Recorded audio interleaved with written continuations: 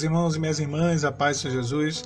Peço aos irmãos que se inscrevam no canal, que curtam o vídeo e ativem o sininho de notificações. A palavra do Senhor nos diz, no segundo livro dos Reis, capítulo de número 6, a partir do versículo de número 11.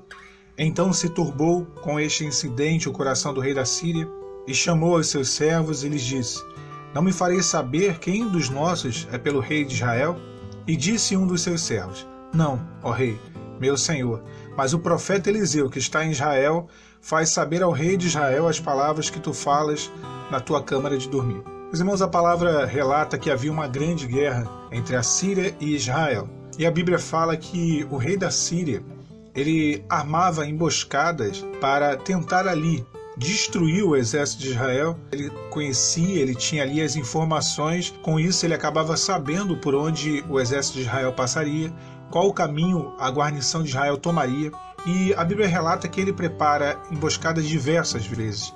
Porém, todas as vezes que o rei da Síria prepara emboscadas para ali destruir, dizimar a guarnição de Israel, o Senhor ele revela ao rei de Israel da cilada que estava preparada, e o exército de Israel não segue pelo caminho ao qual a cilada já estava pronta. E isso acontece diversas vezes, ao ponto de que isso irrita demais o rei da Síria, e o texto em que nós lemos, ele fala isso, que o rei da Síria ele se turba, ele se angustia com essa situação, e ele vai e chama os seus servos ali, junto com os seus generais. Ele questiona, ele diz: olha, tem algum espião aqui, alguém que está levando para o rei de Israel todas as informações, e sempre que o nosso exército se põe ali em emboscada, a emboscada é desfeita porque alguém está levando as informações para o rei de Israel.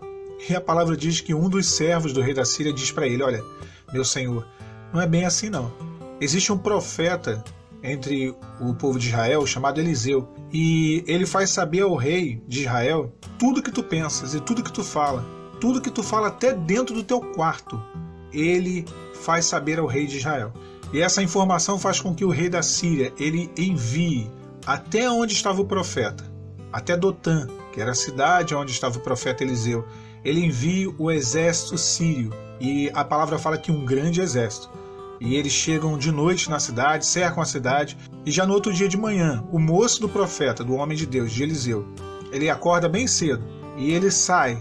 Quando ele olha a cidade, ele vê carros, cavaleiros e um grande exército rodeando a cidade para ali levar preso o profeta Eliseu.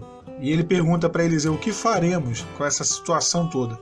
Meus irmãos, a Bíblia relata que Eliseu, ele diz para o moço: olha, não temas, porque mais são os que estão conosco do que os que estão com eles. E Eliseu ora ao Senhor. Esse moço de Eliseu, esse aprendiz de profeta, o Senhor ele abre os olhos desse aprendiz de profeta, desse moço, e ele consegue enxergar um exército muito maior por cima das montanhas, um exército do Senhor. E o profeta Eliseu ele também ora ao Senhor para que o Senhor ali fizesse com que aquele grande exército sírio fosse acometido de uma cegueira.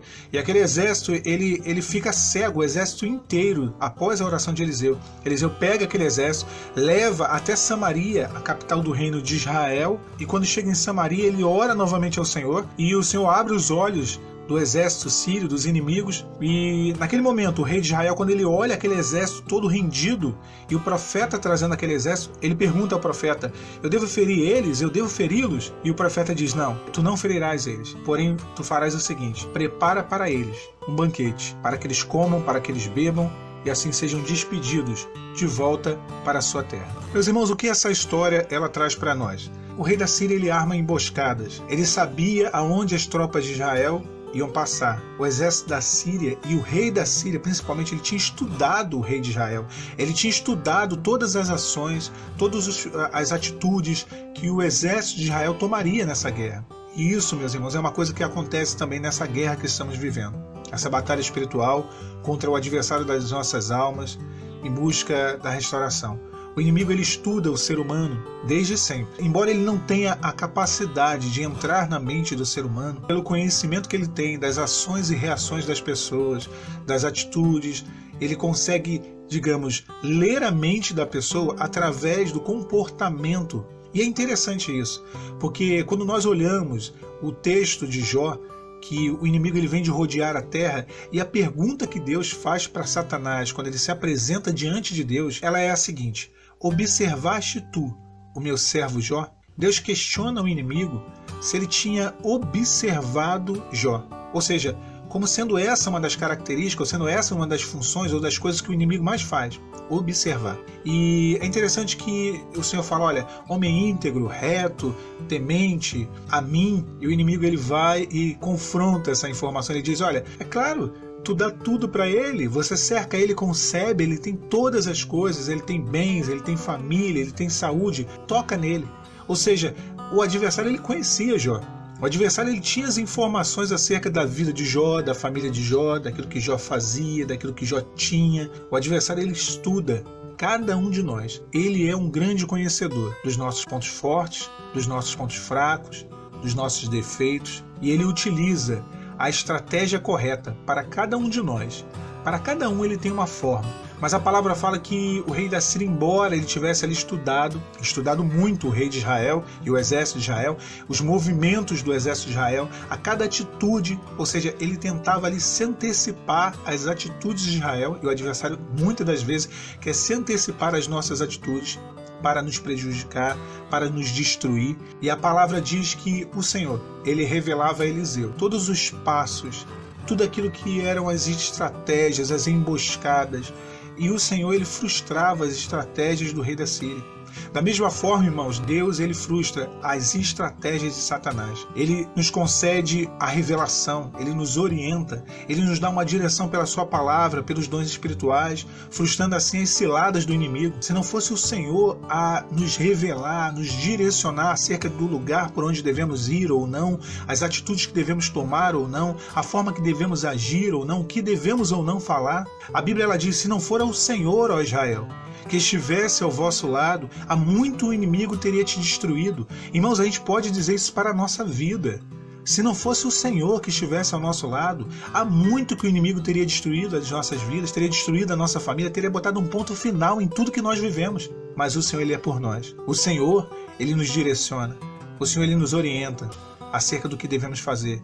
O inimigo, ele viu que ele não poderia mais ir contra o exército de Israel enquanto ele não resolvesse o maior problema dele, que era o profeta Eliseu que estava em Dotã. Esse era o maior problema do inimigo naquele momento. Então o inimigo ele pensa, olha, não vamos mais contra Israel. O rei ele faz uma nova orientação, ele dá uma nova orientação, ele diz, olha, vai atrás do profeta. Meus irmãos, o adversário das nossas almas, ele age da mesma maneira. O inimigo ele tenta parar a ação do profeta, assim como o rei da Síria tentou.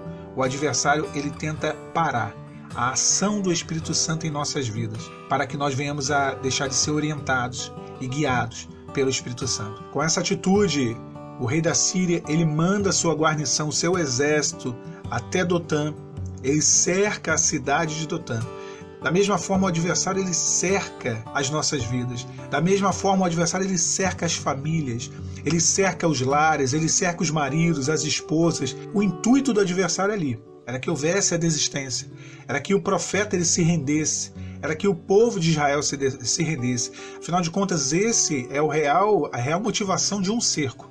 É para que haja uma rendição, para que venhamos a entregar, para que venhamos a não crer mais e não confiar no Senhor, assim permitindo com que Ele tome conta, com que Ele domine e destrua todas as coisas. A palavra fala que o moço do profeta Eliseu, ele sai, quando ele se defronta com aquela situação, aquele grande exército, ele teme e ele disse, meu Senhor, o que faremos? E por não ter uma visão espiritual, ele entra num grande desespero. Meus irmãos, o problema do moço é que ele não enxergava com os olhos do profeta. Ele não enxergava com a visão de Eliseu, porque quando Eliseu ele vai até o lado de fora e vê o grande exército sírio, ele ora ao Senhor e ele fala, rogo-te, Senhor, que faça com que esse jovem, com que esse moço enxergue. O moço ele passa a enxergar o exército de Deus, que era muito maior. Quantos nessa hora, quantos que buscam a restauração, não enxergam com os olhos da fé, não enxergam com os olhos do profeta, mas enxergam apenas as circunstâncias. Quantas vezes pensa-se, agora acabou tudo, está acabado, não tem mais o que fazer, não tem mais para onde ir.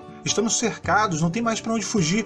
Quantas das vezes se pensa que está tudo acabado? Não podemos ter essa visão limitada como esse moço que só olhava e viu o exército sírio, que só olha e vê problema, só reclama, só murmura, só lamúria, só medo, só choro. Quando Eliseu ora ao Senhor, O primeiro milagre ele se dá foi quando Eliseu orou e as vendas dos olhos daquele moço caíram. As escamas dos olhos dele caíram. Passou a enxergar com os olhos da fé. Ele só via problemas, só reclamava, só murmurava, mas naquele momento ele começou a enxergar o grandioso exército de Deus.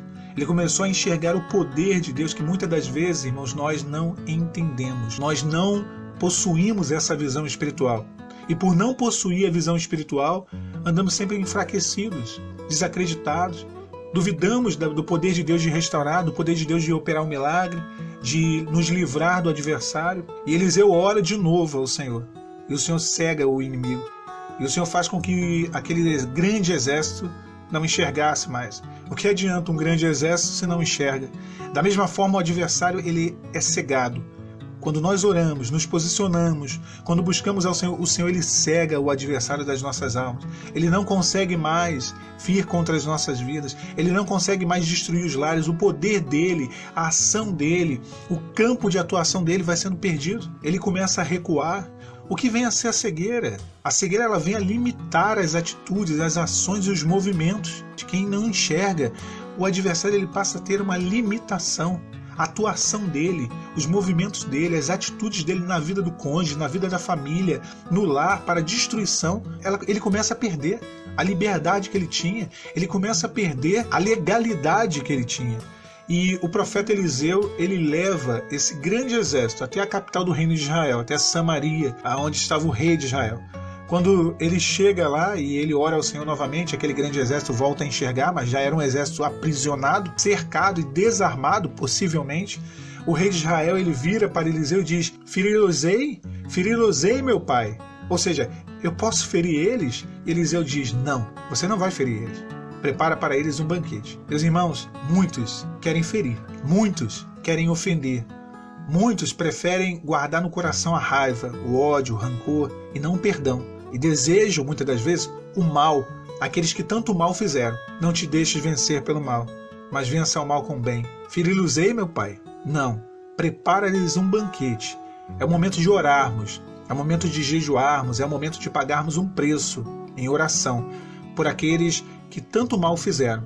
A ordem de Eliseu foi: prepara-lhes um banquete. E quando assim foi feito, o banquete foi preparado, a palavra fala que o exército da Síria retornou para a Síria e nunca mais a Síria tentou invadir de novo Israel. Deus ele trouxe paz àquele reino. E assim como trouxe a paz para o reino de Israel, traz a paz para a nossa casa. Fiquem os irmãos e as irmãs com a paz do Senhor Jesus.